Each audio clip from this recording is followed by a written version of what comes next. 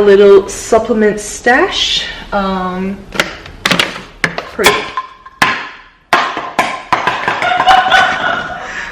Whoopsies. Whoopsie daisies. Supplement falling out. That's cool. Out through the glutes, which is great to see, and again that nice detail here in your legs, which is awesome as well. So you're in a very, very good place here, which is great to see. And I believe now it's 13 weeks out, isn't it? It's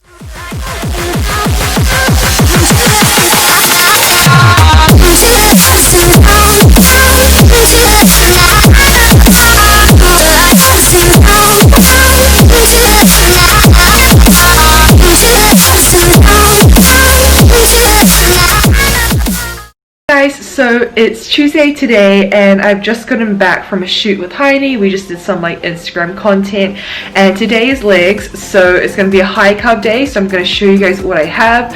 For breakfast it's going to be 40 grams of oats. I made overnight oats yesterday, which I showed you guys, and then 1 rice cake, and then post-workout, that's my faves. She's just licking her bottle, that's all. This is what we do in this household. I don't want to waste my EAAs. We're just gonna put some berries in my oats. Which row is that? There are companies out there that are still worth it. Oh my gosh, we can get it perfect. This is gonna be my breakfast on a high carb day. Actually, I also have 10 grams of peanut butter. I'm just gonna...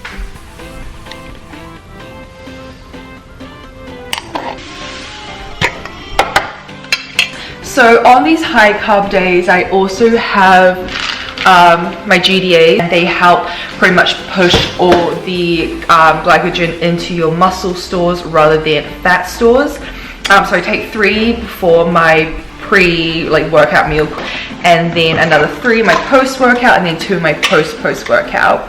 And then I'm gonna have like my multivitamin and my iron tablets. Not sure if they do anything again, but I bought them, so I'm just gonna have them and just hope that they're doing something.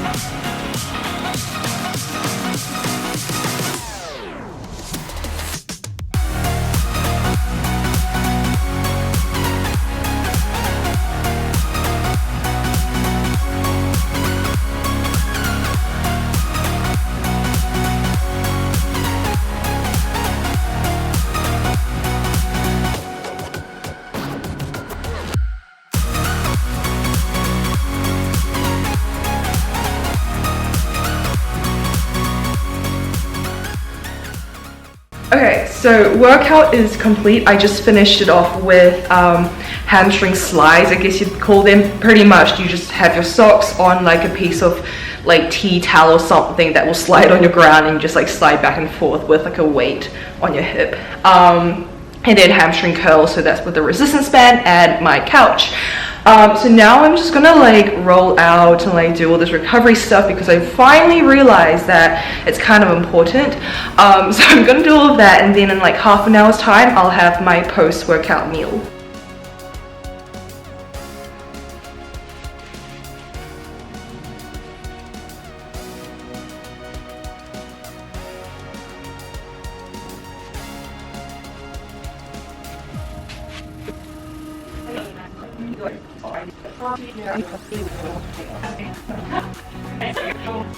Okay, post-workout time. So first off we have Weetabix. It's funny because they call it wheat Fix in New Zealand, and then almond milk and a little supplement stash.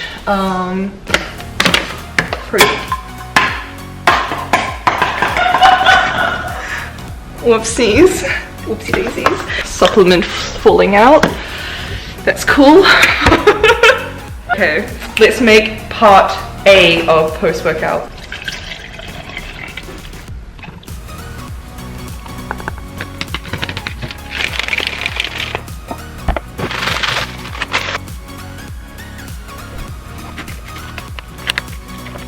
Okay, and then I also have 1 bagel thin and 1 rice cake with 5 grams of jam and 30 grams of tuna.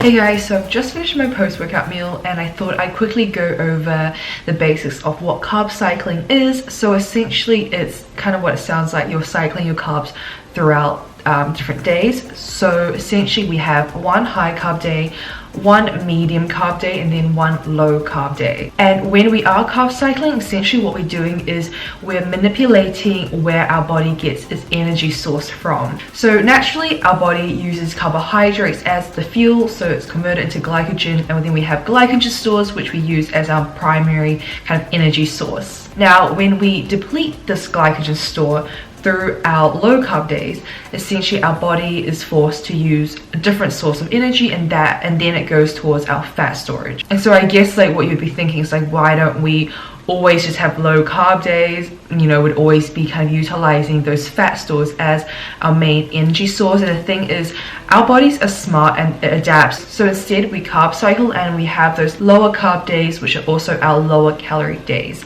And this is usually when you'll also have your rest day, so you're not training, you're not really doing too much strenuous exercise that requires your muscles to repair and requires that glycogen store. We then have a medium carb day, so these are the days we will have slightly more carbohydrates, usually around your workout, so your pre-workout and your post-workout meals. Again, this is so we utilize the glycogen that we do have to fuel our bodies for our workout and to also help us repair and recover after our workout. So for me, these will be my upper body day workouts. And then finally, we have the high carb day, which essentially will be my leg workout days, because I guess expend a lot more energy in my leg workouts. Again, most of the carbs are placed around my workout, so that's the pre-workout meal and then post-workout, so which is what you guys just saw. So that's kind of the gist of carb cycling in terms of how you would align them with your training days and your rest days. And by cycling through this, we prevent our bodies from adapting to having lower calories, and essentially it helps keep our metabolism nice and high through having those higher carb days and higher calorie days. In terms of the other macronutrients, so your fats and your proteins, those numbers will pretty much stay the same throughout the whole week. So for me, I have the same amount of protein and the same amount of fats, no matter whether it's my low carb, medium carb, or higher carb days. In terms of like dieting, it makes it feel a lot easier because you have something to look forward to. So you have those lower carb days and the lower calorie days, but essentially it's your rest days, so you're not actually expending that much energy. You don't really need that much food anyways, and then you kind of have those 2 other days to look forward to, so your medium carb day and then the high carb day. In terms of, I guess, like cons of carb cycling, I actually asked my coach about this, because for me, when I was kind of thinking about this, I didn't think there were too many cons. Something that he pointed out is that it won't work for everyone, because sometimes if you do need to be in a bigger calorie deficit, then you can't actually have those higher carb days because it won't put you in a big enough calorie deficit. So yeah, that's my current diet at the moment, and I think we'd only change things if my weight starts to plateau and I'm not responding anymore to it very well. But if that happens, I will let you guys know what I'm up to then. So in terms of like body composition and how my weight has changed since, I've been carb cycling for 10 days now, and I've lost 1 kg, a little bit more than 1 kg.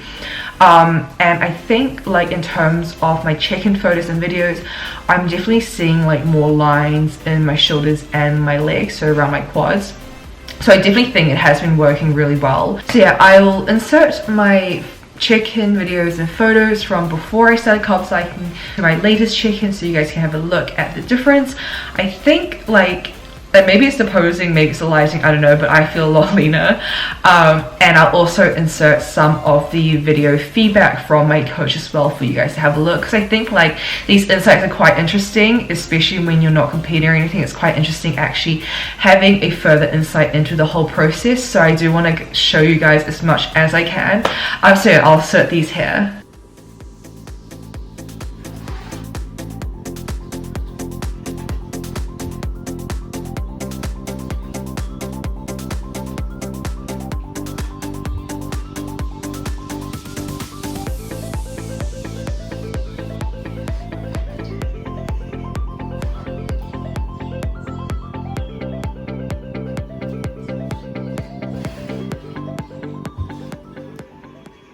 Hey champ, hope you're all good. Just while your video downloads, I will just go through your form. But another very, very good week, which is super. Another half a kilo down, which is great to see as well. So we've not had to really push too hard just yet, and weight's coming down naturally really, really nicely. Again, the great benefit of getting calories up super, super high during your off season. You know, you're 3 kilos down from your heaviest point, where you're 57.15, and now you're 54.2, and we've not really had to change much. So that's actually just across the last month. So we've managed to drop 3 kilos across the last month, which is awesome. Over here to your video, you can see how much leaner now you are through your waist, which is good to see. You've still got that nice shoulder cap, which is good, into that nice tight waist and back out through those glutes. So you're creating that big C shape there, which is great to see. Again, in a side pose here, now you're starting to get that condition through your lower body, which is great to see. Quads and hamstrings are splitting really well. Waist is nice and tight, and again, that nice shoulder cap there. Nice glute pop there as well. Going across now here into your rear pose. Loads of condition through your back, which is good to see. So you can see all that condition through your back as well. Here we've got adductors coming through. We've got glutes looking nice and round. Hamstrings still look nice and tight, which is great to see. So this is a very, very good pose. Still at that nice big shoulder cap there as well, which is super. Going into that side pose again, waist looks nice and tight. Shoulders capping really well. In through the waist, out through the glutes, which is great to see. And again, that nice detail here in your legs, which is awesome as well. So you're in a very, very good place here, which is great to see. And I believe now it's 13 weeks out, isn't it? It's 13 weeks out, yeah. At 13 weeks out, you're in a really, really good place. So very, very happy with this. So okay, so now I'm having part of my post-workout meal. I'm just editing this video that you're actually seeing right now. It's pretty much just 20 grams of Cocoa Pops with, it's supposed to be 200 milliliters or 200 grams of almond milk, but if you guys have watched my other vlog, you know how I always say like it's too much milk for your cereal, like it's not okay.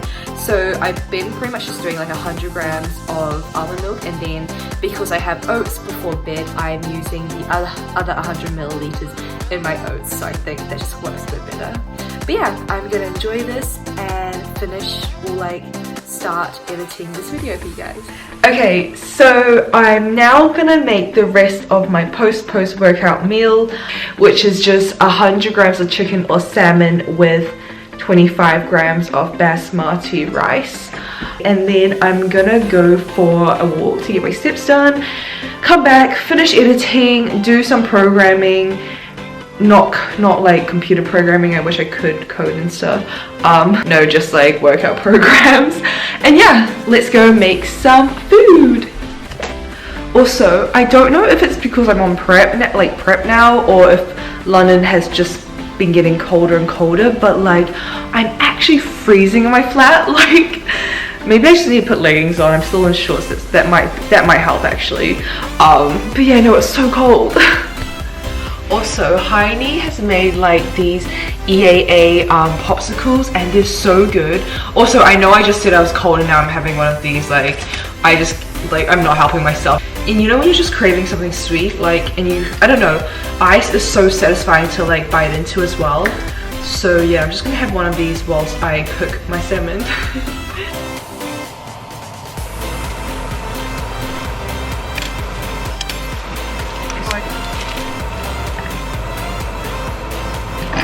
Okay, so I've just put some saffron and parsley into my rice. I never used to do this, like I always just have plain basmati rice because I love it, or I'd put like heaps of soy sauce on it, but because I am on prep, I have to be careful with how much like sauces in general that I use. So I have been just using like dry herbs and spices to just like change my rice, I guess. Which is weird because like growing up in like an Asian household, my mum would always firstly make rice in a rice cooker. Now I'm using the saucepan, and she'd be like, if she saw me right now, she'd be like, what the heck are you doing? But I can't really cook 25 grams of rice in a rice cooker. And it was always, you know, just like plain basmati rice, or my mum would sometimes put like dates and stuff into the rice cooker, so it would be kind of sweet. But here I am putting like saffron and parsley and random herbs into it, but it tastes really nice. Like, it adds a bit of a kick to it. Also, I love cinnamon, so maybe like, does cinnamon and rice go well together? I don't know, maybe I'll try it one day, who knows.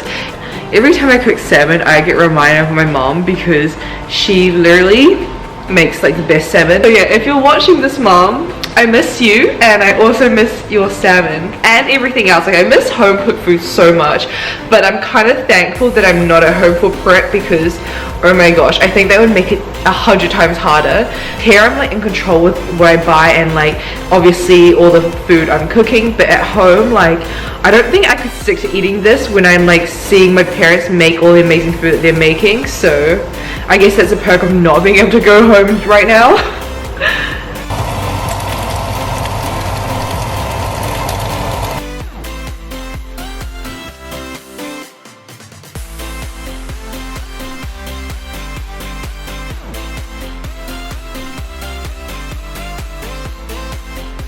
Okay, so this is the finished meal.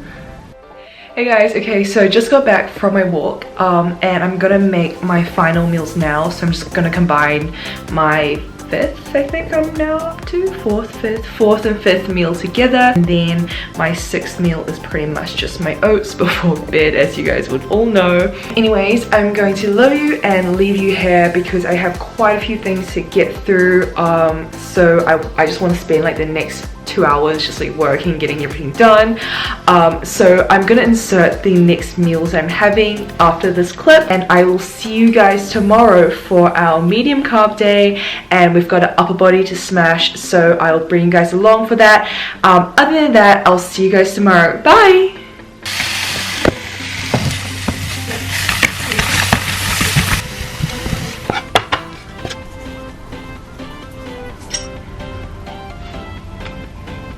Okay, so this is my last meal, so just 100 grams of chicken and then 150 of sweet potato. Actually, no, that's not my last meal. This is my second to last meal.